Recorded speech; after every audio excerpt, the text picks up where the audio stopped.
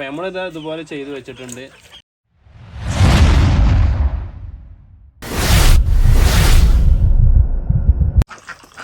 Hello, അപ്പോൾ എന്തായാലും നമ്മൾ മഴക്കാലമായാലും വേനൽക്കാലമായാലും നമ്മൾ കോഴികളായാലും എന്ത് ജീവികളെ നമ്മൾ വളർത്തുകയാണെന്ന് വെച്ചാൽ നമ്മൾ നന്നായിട്ട് ഉള്ള കുറച്ച് എണ്ണമാണെങ്കിലും അതിന് നമ്മൾ നന്നായിട്ട് നോക്കുക.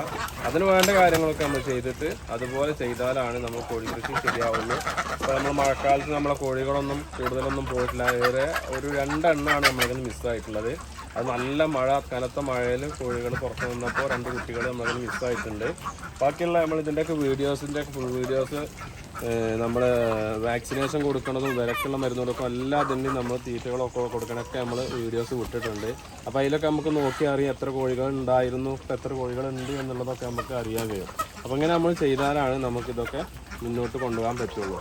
അപ്പോൾ എന്തായാലും നമ്മൾ നല്ലതായിട്ട് നല്ല രീതിയിൽ നമ്മൾ കൃഷികളൊക്കെ നടത്തുക. അപ്പോൾ നമ്മൾ കുറച്ച് കാര്യങ്ങൾ നോക്കി കഴിഞ്ഞ് കഴിഞ്ഞാൽ നമുക്ക് നന്നായിട്ട് തന്നെ നമ്മളെ കൃഷി മുന്നോട്ട് കൊണ്ടുപോകാൻ പറ്റും.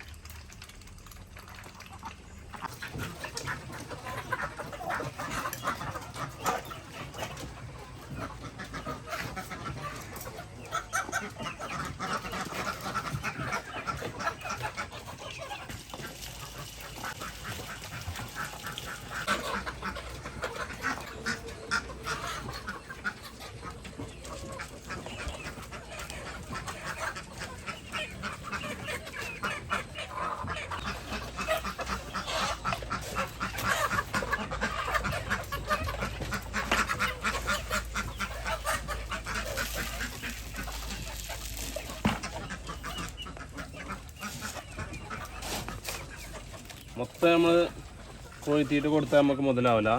ഇതിൽ ഗ്രോവർ, കമ്പ്, ചോളം, അതേപോലെ മണിച്ചോളം, തെന, അങ്ങനെയുള്ള കുറേ സാധനങ്ങളുണ്ട്. ഇത് ഒരു നേരമാണ് നമ്മളിത് കൊടുക്കാറ്, വൈകുന്നേരങ്ങളിലാണ് കൊടുക്കാറുള്ളൂ. പക്ഷെ ഇന്ന് കുറച്ച് തീറ്റക്ക് കുറച്ച് കുറവാണ്. അപ്പോൾ അത് കാരണത്താൽ വേറെ തീറ്റ കിട്ടാത്തതിൻ്റെ പേരിൽ നമ്മൾ ഇതിട്ട് കൊടുക്കുകയാണ്. ഫുള്ള് നമ്മൾ ഈ ഒരു തീറ്റ കൊടുത്തു കഴിഞ്ഞാൽ നമുക്കിത് മുതലാവാൻ കഴിയില്ല.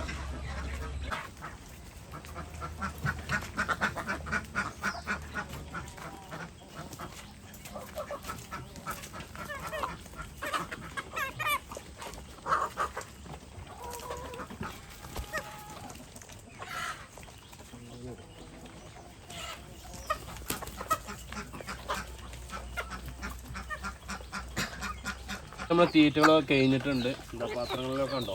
ഇനി ഇതിലൊന്നും തീറ്റകളൊന്നും നമ്മൾ ഇപ്പോൾ ഇട്ട് കൊടുക്കൂല. ഏകദേശമൊക്കെ തീർന്ന്. ഇതാണ് നമ്മളെ തീറ്റ കൊടുക്കുന്ന ക്രമങ്ങൾ. ഇതോ കണ്ടോ, ഏകദേശമൊക്കെ തീറ്റ കഴിഞ്ഞ് ഇവരൊക്കെ തീറ്റ കഴിഞ്ഞിക്കണു. ഇവരൊക്കെ ഇവിടെ കുടിച്ച് കഴിഞ്ഞുണ്ടോ, ഇവർക്കൊക്കെ ഉണ്ട് ഇവിടെ തീറ്റ ഫുള്ളായിക്കണു. ഏകദേശം നമ്മളിവരൊക്കെ തീറ്റ സെഞ്ചി നമുക്ക് ഇത് അവർ ഫുള്ളാക്കിയിട്ടുണ്ട്. ഇനി നമ്മൾ 2 നേരമാണ് തീറ്റ കൊടുക്കുക. ഇനി വൈകുന്നേരത്താണ് നമ്മൾ തീറ്റ കൊടുക്കുള്ളൂ. ഒരു വിധമുള്ള നമ്മൾ ഫുള്ളാക്കാനുള്ള തീറ്റ കൊടുക്കാനുള്ളത് നമ്മൾ കൊടുക്കും. എന്നിട്ട് ഇനി ഉച്ചക്കോ അല്ലെങ്കിൽ 2 നേരം ഇടനേരം ഒന്നും കൊടുക്കാറില്ല. ഇനി നമ്മൾ പച്ചവെള്ളമാണ് വെച്ച് കൊടുക്കുക.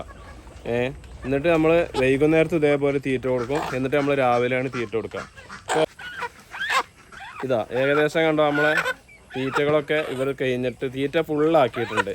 ഇതാണ്ടോ ഇവിടെ ഫുള്ളായി. ഇനി ഇവർ ദഹനം ക്ലിയർ ആയി കഴിഞ്ഞാൽ പിന്നെന്താ ഇതാണ്ടോ തീറ്റ അത് ഫുള്ളായിട്ടുണ്ട്. ഇത് നന്നായിട്ട് ദഹിച്ച് ഇവർ കാസ്റ്റായി കൊടുത്തു കഴിഞ്ഞാൽ നമുക്ക് ഒരു കേടും ഇല്ലാത്ത രീതിയിൽ നമ്മളെ കോഴികളെ മുന്നോട്ട് കൊണ്ടുപോകാൻ പറ്റും. എല്ലാ കോഴികളായാലും അങ്ങനെ തന്നെ ആയിരിക്കും തീറ്റകൾ ഉണ്ടാവും.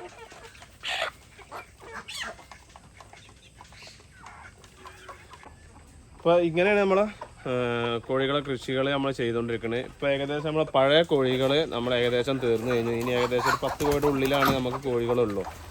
80 കോഴികൾ നമ്മൾ വിരിയിപ്പിച്ച് കഴിഞ്ഞിട്ട് അങ്ങനെ നമ്മൾ ഒരു 2 വർഷം വരെയാണ് അവരെ അവരിൽ നിന്ന് നമ്മൾ മുട്ടോൽപാദനം നമ്മൾ എടുക്കാറ്. അത് കഴിഞ്ഞാൽ നമ്മൾ കുട്ടികൾ വിരിയിപ്പിച്ച് കഴിഞ്ഞാൽ നമ്മൾ ഏകദേശം അവരെ അവസാനിപ്പിക്കും. അതായത് പുതിയ ബാച്ചാക്കും. അപ്പോൾ അങ്ങനെ ബാക്കി വന്നിട്ടുള്ള ബാച്ചുകളാണ് ഇപ്പോൾ നമ്മൾ കാണുന്നത്. ഇത് ഇനി ഏകദേശം ഈ ഒരു 5-6 ഒരു 6 മാസത്തിൻ്റെ ഉള്ളിൽ ഒരു 3-4 മാസത്തിൻ്റെ ഉള്ളിൽ ഇവരെന്നെ നമ്മൾ തീർക്കും. അപ്പോഴേക്കും നമ്മൾ ആ കുട്ടികളെ അതാണ് നമ്മൾ ഉണ്ടാക്കി വന്നിട്ടുള്ള കുട്ടികളെല്ലാവരും മുട്ടോൽപാദനം തുടങ്ങുകയും ചെയ്യും. അതുകൊണ്ട് നമുക്ക് നല്ല രീതിയിൽ ഈ കൃഷി മുന്നോട്ട് കൊണ്ടുപോകാൻ പറ്റും. അങ്ങനെയാണ് ഞാൻ ചെയ്യാറ്. ഇതാണ് നമുക്ക് ചെയ്തുകൊണ്ടിരിക്കേണ്ടത്. അപ്പം നോക്കാം ഇൻഷാ അല്ലാഹ്. നമ്മളെ വീഡിയോ ഇഷ്ടപ്പെട്ടാൽ എല്ലാവരും ലൈക്ക് ചെയ്യുക, ഷെയർ ചെയ്യുക, എല്ലാവരും സബ്സ്ക്രൈബ് ചെയ്യുക. എല്ലാവരും നമ്മളൊന്ന് സപ്പോർട്ട് ചെയ്യണം കേട്ടോ. ഓക്കെ, അപ്പോൾ ഇനി നമുക്ക് അടുത്ത വീഡിയോസ് കാണാം. അസ്സലാമു അലൈക്കും.